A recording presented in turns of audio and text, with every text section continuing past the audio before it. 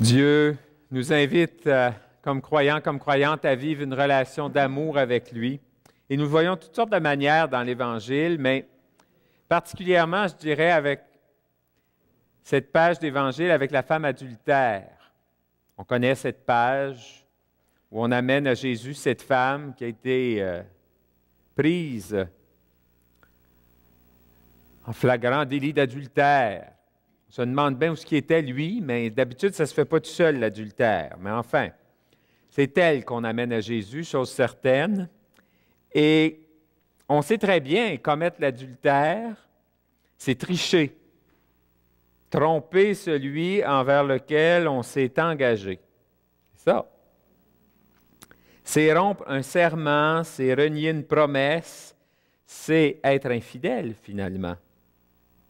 C'est aussi une forme de trahison, bien sûr, dans notre quotidien, dans nos relations avec ceux et celles qui nous entourent, et ainsi qu'avec Dieu. Il n'est pas toujours facile de demeurer fidèle à nos engagements. Ça, c'est sûr. Pourtant, le Seigneur nous invite à la confiance, même dans ces réalités-là. Ce n'est pas toujours facile de tenir nos promesses. Nos peurs, notre égoïsme prennent le dessus et guident nos actions. Ça fait partie de notre fragilité humaine. Nous pouvons tricher les autres, mais nous ne pouvons pas mentir à Dieu ni à nous-mêmes. Dans ces moments-là, un malaise s'installe en nous. Et c'est intéressant, hein? Dans cet évangile-là, Jésus dit, alors qu'on lui présente cette femme, il se redresse et il dit, « Celui d'entre vous qui est sans péché, qu'il soit le premier à lui jeter la pierre. » Et là, on dit que les plus vieux partent en premier. Ils sont plus sages, c'est pour ça. Hein? C'est la sagesse. Les plus vieux quittent d'abord et s'en vont.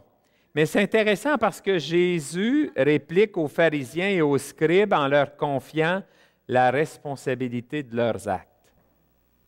C'est bon, ça. Et pour nous, les croyants, c'est important aussi.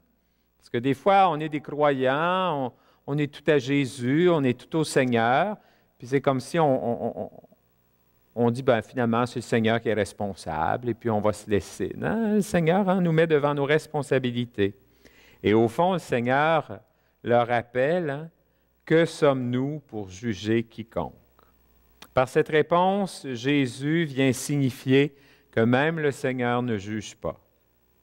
Au contraire, il accueille, il aime, il fait confiance. Quel réconfort pour celui ou celle qui se sent coupable. Quel exemple pour ceux et celles aussi, m'incluant, je m'inclus là-dedans, qui ont le jugement facile. Nous, les croyants, c'est un petit défaut que nous avons. Pour juger les autres, on n'a pas notre pareil. Et là, je pense que la parole de Dieu nous interpelle profondément. Le Seigneur Jésus nous interpelle profondément. Des propos du pape François par rapport aux personnes homosexuelles, ça a fait grande publicité à son retour des JMJ au Brésil. Je ne voudrais pas le citer hors contexte, mais en gros, il a dit « Qui je suis pour juger ces personnes? » C'est un peu ce qu'il a dit.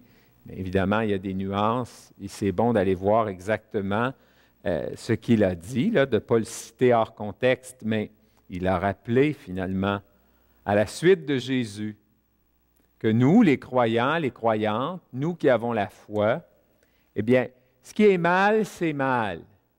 Ce qui est bien est bien. Il nous faut dénoncer le mal, mais il faut dénoncer le mal à la manière de Jésus. C'est là le défi pour nous.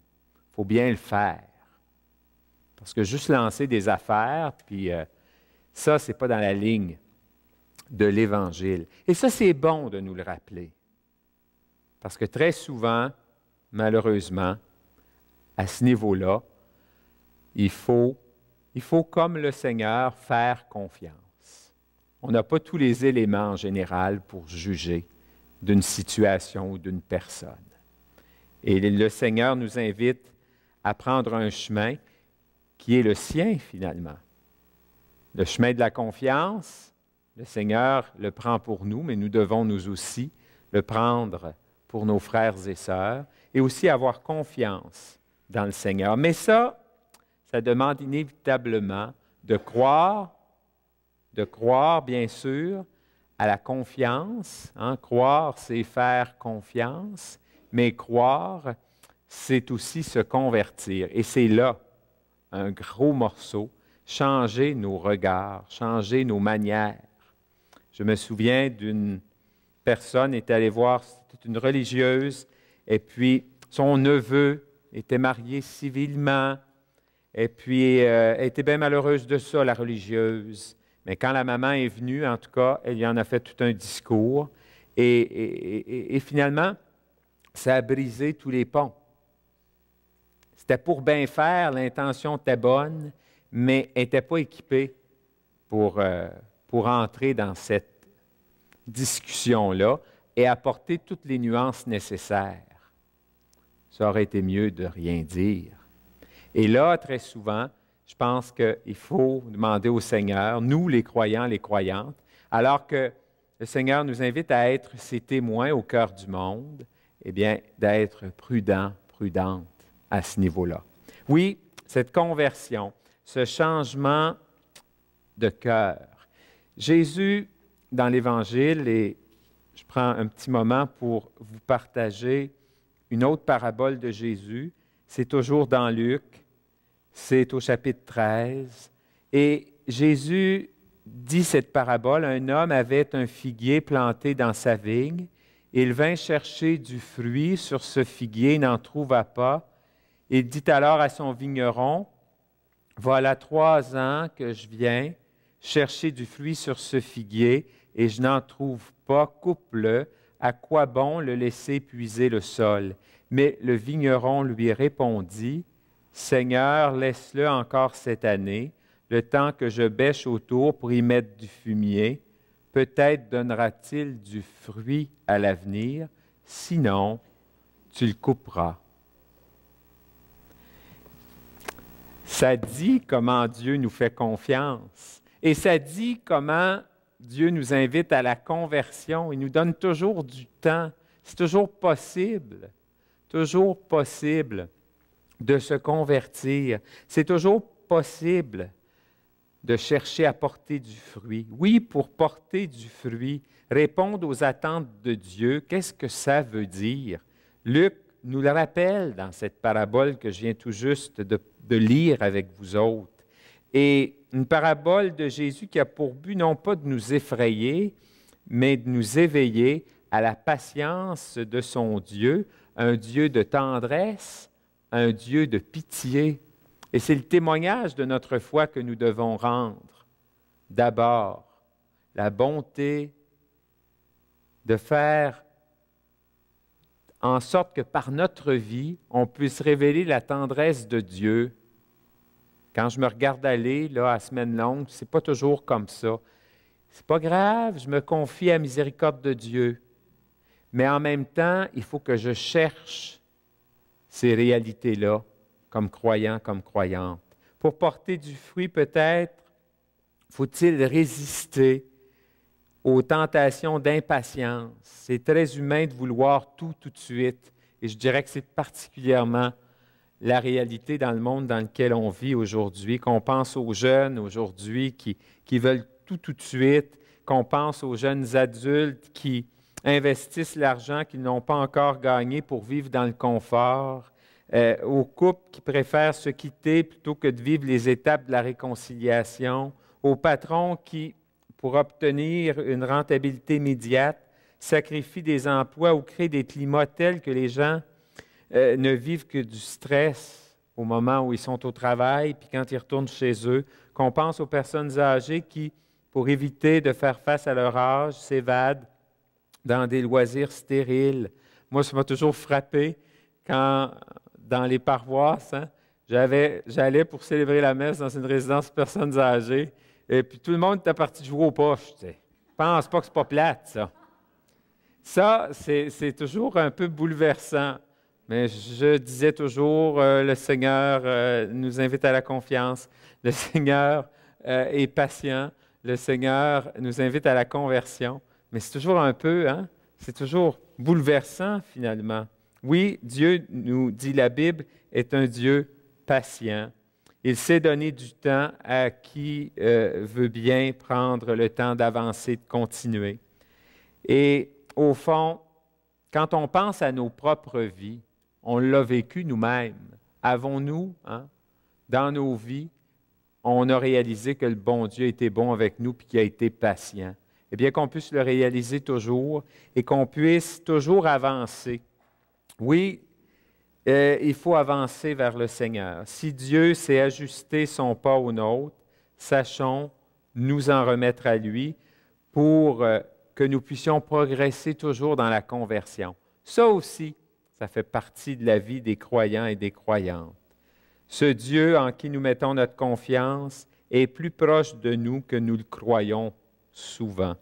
Il est au cœur de nos vies, il est au cœur de nos célébrations et très souvent, nous avons de la difficulté à le reconnaître et à le voir.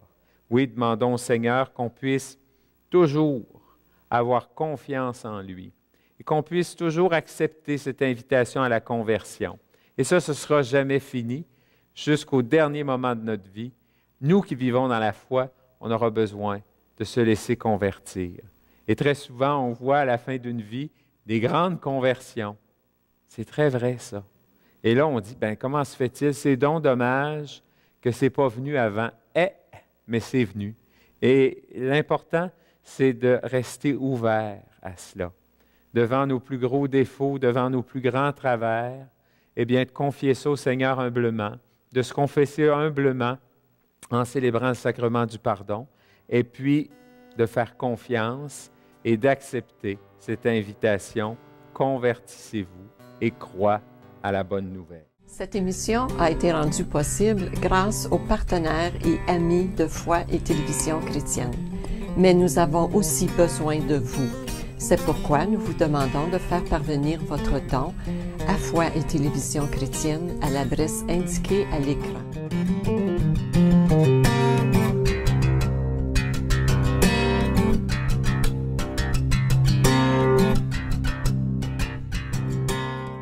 Le pape disait aux jeunes à Rio l'été dernier, « Cher ami, ta peur n'est pas très différente de ce qu'on retrouve avec Jérémie dans l'Écriture, où il est craintif. » Le pape dit, « N'aie pas peur. Quand nous allons annoncer le Christ, c'est lui-même qui nous précède et qui nous guide. » Et ça, on a vécu ça, vous et moi, des expériences comme ça.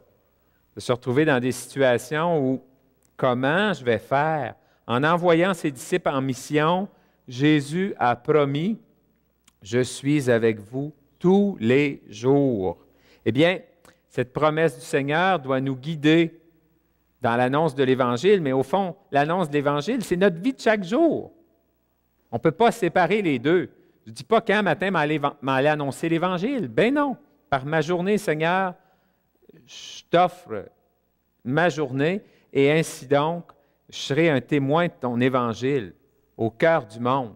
J'avais une prière quand j'étais enfant. « Mon Dieu, je vous donne mon cœur, prenez-le s'il vous plaît, afin que jamais aucune créature de ce monde ne le puisse posséder que vous seul, mon bon Jésus. » Bien, il y avait là-dedans une offrande au Seigneur. Je ne l'ai jamais oublié, je ne l'applique pas souvent, mais pourtant, dans le fond, c'est dans la ligne de l'Évangile, ces prières-là.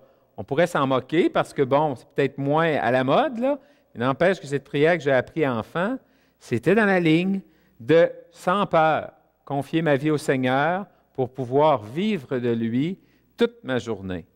Et le soir, c'était « Merci de la belle journée que tu m'as donnée, Seigneur. » Et je dis à maman, ça n'a pas été si bien que ça. Elle dit, on va regarder ta journée pour voir. Tu as mangé, tu as un lit qui t'attend, tu as pu aller à l'école, t'instruire. C'est ton Dieu qui vient. Sois fort et tiens bon.